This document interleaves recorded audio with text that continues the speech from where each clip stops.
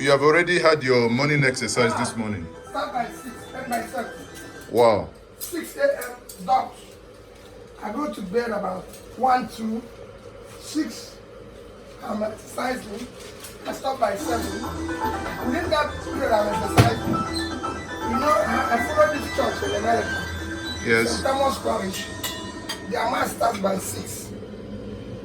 And it ends up about 6:20. Then between 6:20 and this, I do my rosary. It is 15 minutes. Then do Divine Mercy, which is 10 minutes. And do prayer for impossible requests, which is 5 minutes. Impossible requests? Yeah, difficult requests. You know, okay. If you live in Nigeria, you must pray for this country every day. You know? Because it's an impossible request. Yes. Difficult request. It's difficult. Something that is difficult. So I do mass, which lasts about 10. The mass lasts for 20 minutes. The rosary is for 15 minutes. And then Divine Mercy is for 9 minutes. Then I do this 5 minutes prayers for Nigeria. That's what I do every morning. They have to pray for Nigeria because this is a country that don't care. But don't you think that some every people... country in the world cares for its poor people. This is the only country I came. Poor people. Nobody cares for them. Nobody. But don't you think that... in England, have you ever seen police stopping bus or train?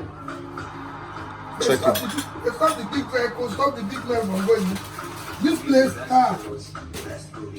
they make sure that if you're on bus, you suffer everything. You know, if you're poor in this country, your problems are escalated. So you pray for it too. You know, remember one day came back and said, Mr. Sassika. So this is Upabiasika. Okay. Upabiasika, you're the next. Yes. Okay. So Mr. Sassika said, oh no, well listen. I have my half of my land I'm going to sell and everything. Deal. Yeah. So you buy it. And I said, why don't we just build a small? I said, no. He wants a very big, he wants a very big house. I said, okay, fine. As long as we're going to have agreement, you build a big house, but you're going to build a small one for me. So this is where I live. Everything I have is here. Really? Nothing else. So who lives in the big one there? He's there, she's there. She lives in it. When she comes back, I go there and sleep. Because she's there. You know, if she's not here, I don't even go there. I don't even enter there, you know. So this is my own. Wow. Functional, is effective. Very, very fun. But I can get up in the morning, do my coffee. But that's what they call in Nigeria. This is what they call BQ, boys quarter. No. So how can Oga like you be living in BQ? Let me tell you, it's where all these things you still do is wasteful. Time, necessarily irresponsible. But I don't blame those who do it. It suits them. It doesn't conflict my interest. Yes. This is functional. You see my sitting room, you see my bedroom. I can do everything. I get up in the morning like I've done 1 hour of exercise and clean this place. I did the cleaning now. I warm my food. I'm going to make you a coffee. Yeah. Very easy. But when you live in this complicated one, you're looking for house help, house boy, this, everybody is. But hold on. No. I mean, your kitchen is quite and simple, but suddenly there are books in the kitchen. Yes, because these are some of the, notes from when I go, this burial, yes. Some of these are burial. Oh, okay, burial booklets, yeah. You go. But I thought they've stopped it in our state. They haven't stopped it entirely. Because we have money think it's part of their life. They must advertise themselves.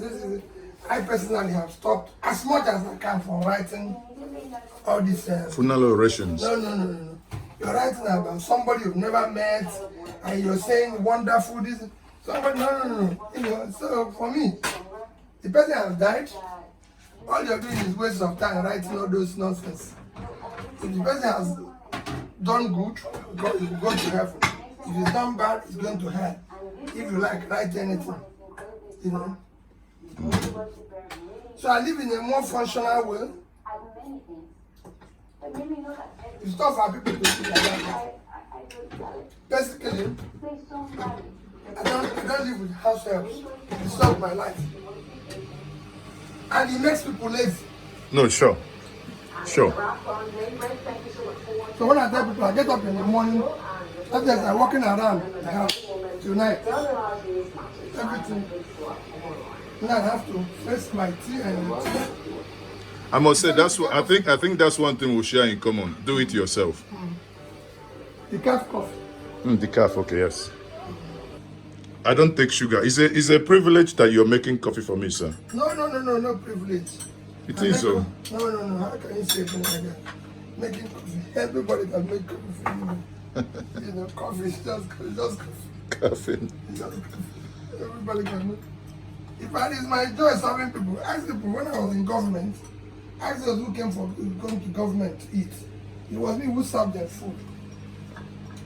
It is a joy for you to serve people, especially when you have good visitors like you who come for, not to visit. Here, when people visit you, the only thing they talk about is money. Nobody comes to share idea. Nobody comes to, do anything except, give me money. I have a problem. You assume you don't have problem. You don't take sugar. Do you take honey? Yes, I do. Okay. I bought this one the last time I went to London. And the woman told me, said it has 2 years to expire, but they were selling it half price.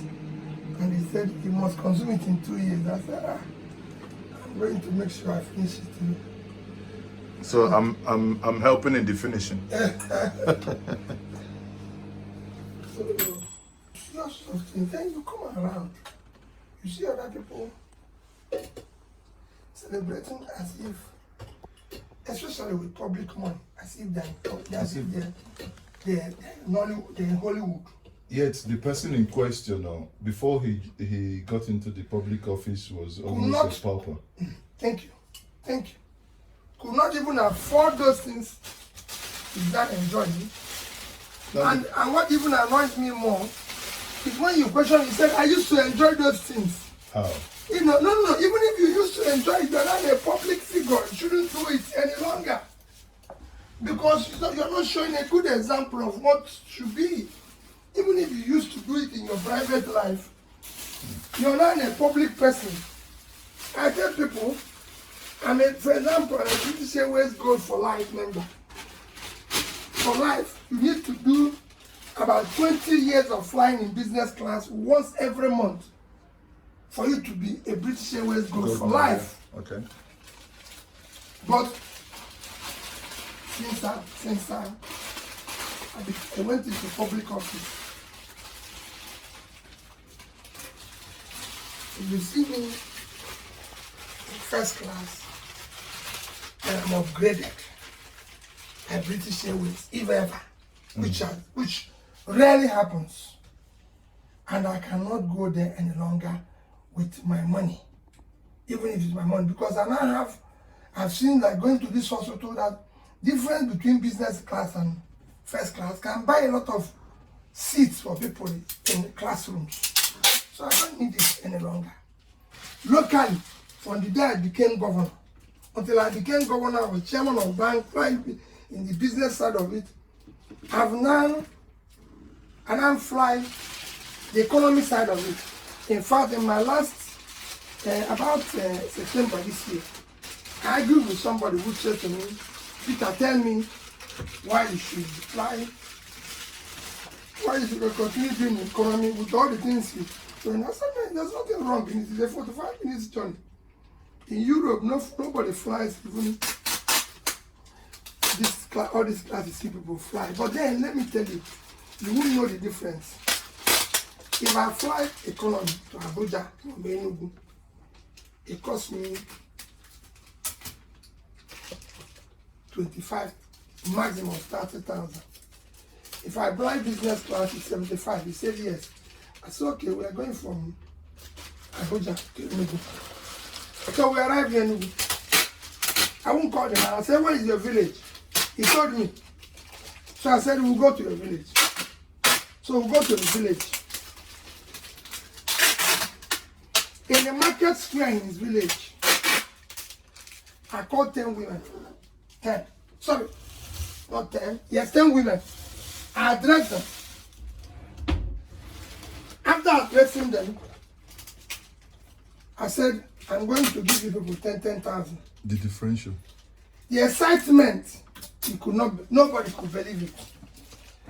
They told me that their total thing, their car, the total stuff they are selling is worth about 6,000-7,000.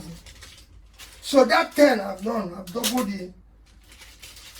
their goods in the next market. And I said, let me tell you, that is the difference between my coming to Enugu and going back to Lagos. It has changed other people's life. And there's no impact it would have made where I sat in that place. The other one did not add anything to me or remove anything from me. Except a feeling that I feel I shouldn't sit with people I'm supposed to sit with, or those people are second class citizens, which is what you normally hear here. I said, no, you don't belong to the same place. Where do you belong? If you are from a poor country, you're poor. No matter how rich you are, you're a poor person. But once you say where you're coming from, people will transfer you where you belong. Based on your country of origin. Based on your country of origin. Anybody who is from Nigeria is poor, no matter how rich you are. You're poor. You know, I lived in the Western world and you know how they classify people from here. In fact, if you're rich at times, it becomes even a worse. Why can't you help people in your place? So for me, anything that makes it possible, let me bring your coffee. I was just packing my food for the day. See, that's my food for the day. See how I packed it now. So I'm ready to go. Is that the food is what you wrap with sellotape? That's the only, yes. As I tell you, because I put it in the car, put it in a warm thing, then sellotape it. But I don't eat before 1. Okay. So 1 o'clock now, I'm going from 1. I have about 6 funerals today. Wow. I go from 1 to the other. I'm starting from Lanka now. And 1 is the cheapest place. I go from one place to the other. And I don't eat at funerals. Actually not meant to be. I mean, it's personally I think it's a given. I think it's a given not to. You know, it's also a personal decision. It's a personal decision. And I don't believe that people should educate people when they've lost somebody. Exactly. When you're grieving, you should be the one that they come, my truth. But I don't question those who do it because it's not for me to question them. Let me digress a little bit. You know, in one of the interviews you granted, you said you only had 1 or 2 shoes. And from what I can see here, I mean, I'm just digressing, do not be offended. I can see 2 sports shoes here. Yes. And as usual, and 2 Marks and Spencer shoes. Yes. Wow. It's very simple, let me tell you. When I say people think it's anything, these shoes are in the shop. Yeah. If you go to Marks and Spencer, they are there. They are there. The prices are there. The prices are there and everything's there. So when people go and pack it and put it in their hands, I laugh. Let me take a top of my hand. This is my room. So you see that you will see another one. So when you pack all these things and put in your all over the place, so everywhere is shoe, everywhere is watch, everywhere is no. You don't need them. It's a different thing if they're no longer in the shop. I say, okay, because they're running out of it, let me pack it and go and keep it in my house. But for something that is available and is there, you're going to pack it in your house, occupy space, and that's why they need 10 rooms, 8 rooms. No, I need only 2 rooms. The only thing that you see here is book. Bible. Yes. You can see so many different Bibles. Yes. And your rosaries as well. And my rosaries all over the place. You just pray, think, read, that's it. Nothing else. Now, I mean, something caught my attention now. This is a book written by Okonjo-Iweala. Yes. Fighting Corruption is Dangerous. Yes. I think in this book, I read the book.